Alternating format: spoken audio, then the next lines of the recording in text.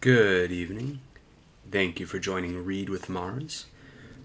We are going to be starting Epictetus's Encheiridion, or Handbook. Epictetus was a Stoic philosopher in ancient Rome. The Encheiridion is a short book of a collection of his teachings. Epictetus didn't write it himself. One of his students published it. But this is a collection of his teachings, and Epictetus, who was a slave, was actually a teacher of the Roman Emperor Marcus Aurelius, who is another Stoic philosopher. So the Encheiridion is written largely as a handbook for philosophy as a way of life. Epictetus was not one for armchair theorizing, but rather believed that philosophy is useless if it is not embodied, if it is not lived.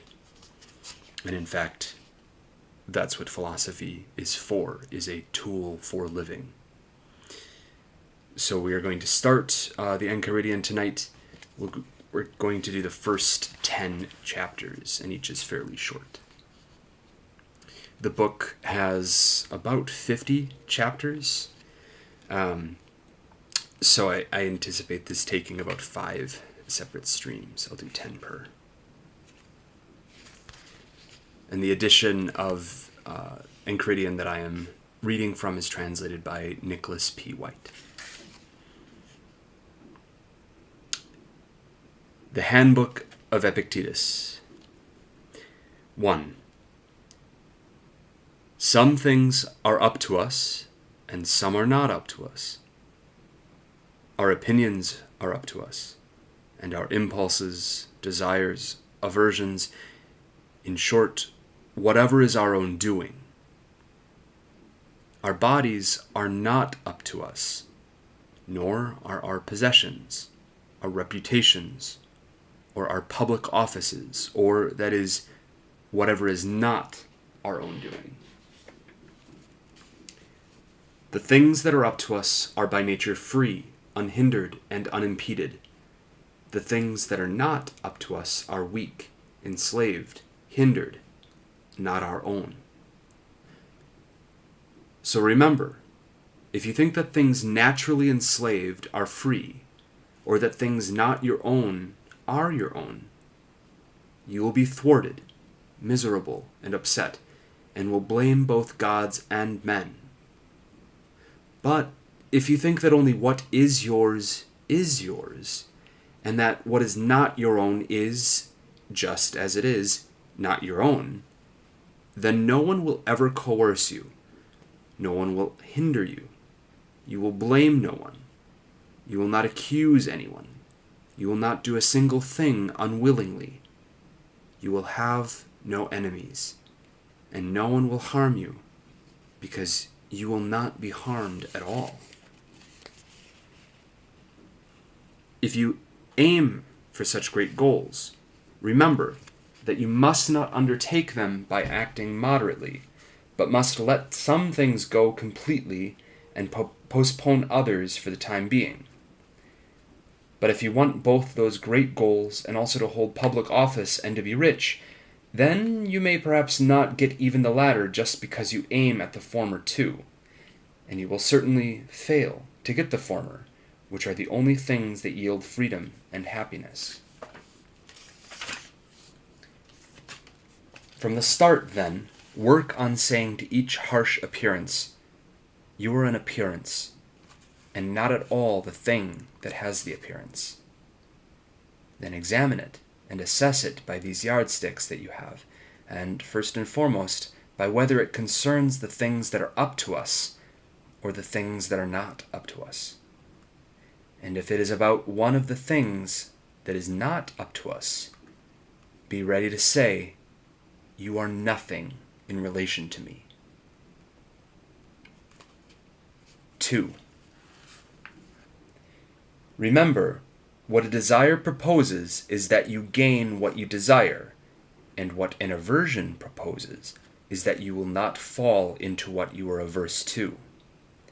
Someone who fails to get what he desires is unfortunate, while someone who falls into what he is averse to has met misfortune.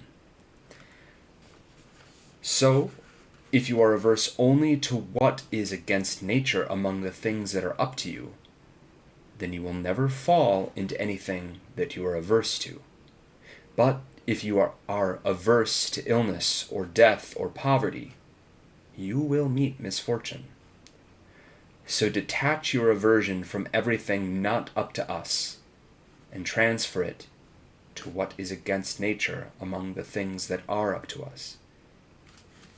And, for the time being, eliminate desire completely, since if you desire something that is not up to us, you are bound to be unfortunate, and at the same time, none of the things that are up to us, which it would be good to desire, will be available to you. Make use only of impulse and its contrary rejection, though with reservation, lightly, and without straining. 3. In the case of everything attractive or useful or that you are fond of, remember to say just what sort of thing it is, beginning with the least little things. If you are fond of a jug, say, "I am fond of a jug," for then when it is broken, you will not be upset. If you kiss your child or your wife, say that you are kissing a human being, for when it dies, you will not be upset. 4. When you are about to undertake some action, remind yourself what sort of action it is. If you're going out for a bath, put before your mind what happens at baths. There are people who splash, people who jostle, people who are insulting, people who steal. And you will undertake the action more securely if, from the start, you say of it, "I want to take a bath and to keep my choices in accord with nature." And, likewise, for each action. For that way, if something happens to interfere with your bathing, you will be ready to say, "Oh well, I wanted not only this, but also to keep my choices in accord with nature. And I cannot do that if I am annoyed with things that happen." 5. What upsets people is not things themselves, but their judgments about things. For example, death is nothing dreadful, or else it would have appeared dreadful to Socrates. But instead, the judgment about death, that it is dreadful, that is what is dreadful. So when we are thwarted or upset or distressed, let us never blame someone else, but rather ourselves, that is, our own judgments. An uneducated person accuses others when he is doing badly. A partly educated person accuses himself. An educated person accuses neither someone else nor himself. 6. Do not be joyful about any superiority that is not your own. If the horse were to say joyfully, "I am beautiful," one could put up with it. But certainly you, when you say joyfully, "I have a beautiful horse," are joyful about the good of the horse. What then is your own? Your way of dealing with appearances. So, whenever you are in accord with nature in your way of dealing with appearances, then be joyful, since then you are joyful about a good of your own.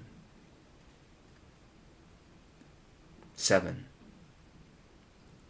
On a voyage when your boat has anchored, if you want to get fresh water, you may pick up a small shellfish and a vegetable by the way, but you must keep your mind fixed on the boat and look around frequently in case the captain calls. If he calls, you must let all those other things go, so that you will not be tied up and thrown on the ship like livestock. That is how it is in life too. If you are given a wife and a child instead of a vegetable and a small shellfish, that will not hinder you. But if the captain calls, let all those things go and run to the boat without turning back. And if you are old, Do not even go very far from the boat, so that when the call comes, you are not left behind. 8. Do not seek to have events happen as you want them to, but instead want them to happen as they do happen, and your life will go well. 9. Illness interferes with the body, not with one's faculty of choice, unless that faculty of choice wishes it to. Lameness interferes with the limb, not with one's faculty of choice. Say this at each thing that happens to you, since you will find that it interferes with something else, not with you. 10. At each thing that happens to you, remember to turn to yourself and ask what capacity you have for dealing with it. If you see a beautiful boy or woman, you will find the capacity of self-control for that. If hardship comes to you, you will find endurance. If it is abuse, you will find patience. And if you become used to this, you will not be carried away by appearances. That'll do it for tonight. We will continue with Epictetus, the Encheiridion, another day. Thanks for joining.